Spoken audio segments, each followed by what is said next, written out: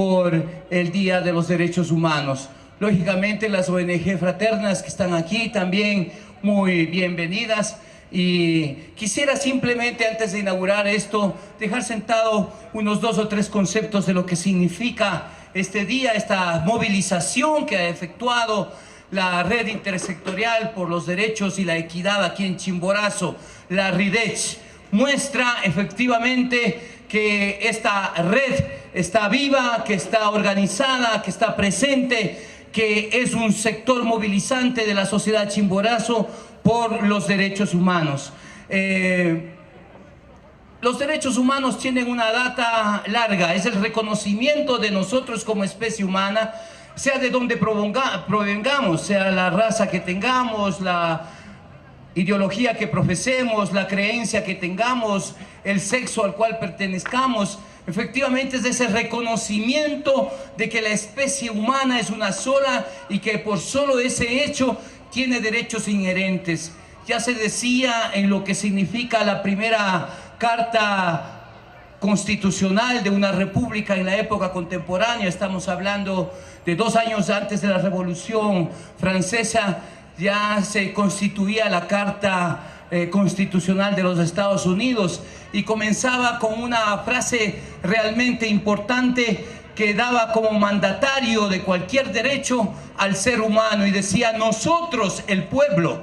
Comenzaba con esa frase atribuida a Madison, este gran patriota de los Estados Unidos de Norteamérica. Decía: nosotros, el pueblo, creemos firmemente que tenemos o que profesamos verdades que son evidentes por sí mismas. Así, con ese lenguaje matemático euclidiano, indicaba que las verdades que se declaraban en la primera constitución política de la época contemporánea, 2 años antes de la Revolución Francesa, decía: creemos en verdades evidentes en sí mismo. Por ejemplo, creemos en que todos los seres humanos nacemos iguales, que todos los seres humanos tenemos derechos ineluctables, inherentes por nuestra condición de ser humanos: el derecho a la vida, el derecho a la libertad, el derecho a fundar nuestra felicidad.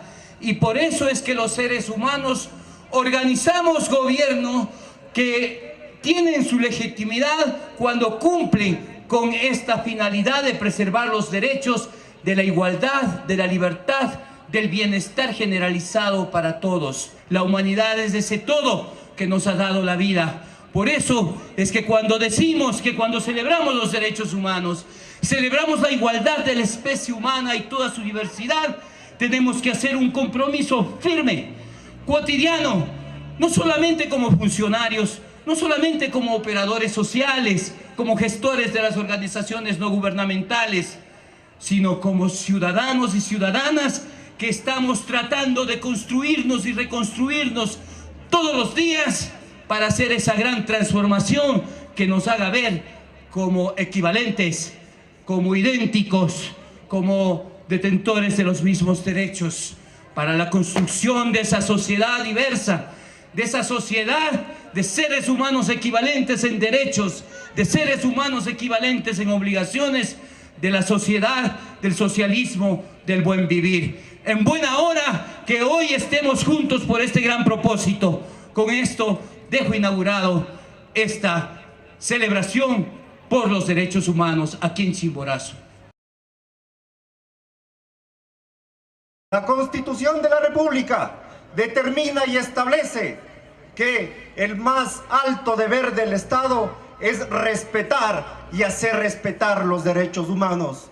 Y por supuesto que los derechos humanos no deben ser solo discurso, tenemos que hacerlo realidad día a día, semana a semana, mes a mes, año tras año, en esa tarea siempre inacabada y nunca finalizada de construir la protección de los derechos humanos. Es importante conmemorar esta fecha porque es la conciencia universal después de los atroces de la Segunda Guerra Mundial, la época más oscura de la humanidad. Tener principios básicos para la convivencia social, democrática, estados modernos, sociedades modernas que vivan bajo principios de la dignidad del ser humano.